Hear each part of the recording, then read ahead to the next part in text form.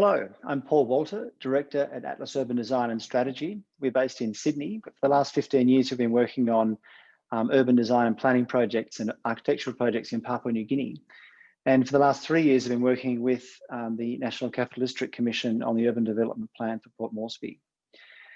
I'm sorry that I can't be with you today in the Hilton Hotel. It's a momentous day, and congratulations to everyone there who's been working so hard on this plan for so many years. But it's very exciting to have now the plan for the next 10 years for Port Moresby. We thinking about how to write this plan. We looked at other case studies from nearby. So there's a new plan for Hong Kong and also another one for Sydney. And the approaches that they've used to some extent have been useful to understand an approach in this case. But broadly, the plan is divided into 3 sections. There's about our city, there's about Port Moresby, which looks at the existing patterns in the city.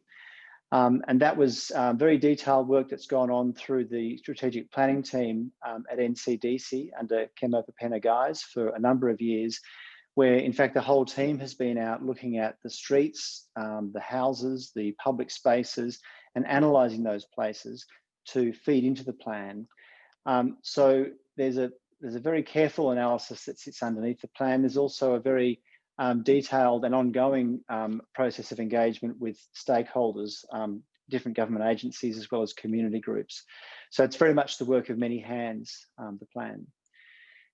The second part of the plan thinks about the future, and under the 3 themes of livable, sustainable, and productive city, the plan is developed with a series of different layers that actually build up a pattern for how it should be developed. And we're responding to existing patterns. So there's a very important number of changes that have happened recently. The rapid settlement growth is a very important part of the story. The Settlements to Suburb program, of course, is thinking about that and addressing that. But we're also looking further back into the past and looking at initiatives from the 1970s and 80s and see how they've played out over decades to help understand what the next move should be to make sure that we have an orderly future. And then obviously the development of the new ring road is a really important structural element for the city, the moving of the port to Motokia. There's a number of major changes that have happened in recent years that really change the shape of the city. But probably the most significant challenge that lies ahead is to actually establish new urban centres in the city, because there's been no new urban centres for more than 10 years in the city. So we think about a Borrico-sized centre and having 2 or 3 more of those, and then a series of Gerrahoo-sized centres. That's what needs to happen in order to get commercial activity and services across the city. So the plan sets out a structure in terms of a broad movement network, but also identifies the nodes where those centres can be established.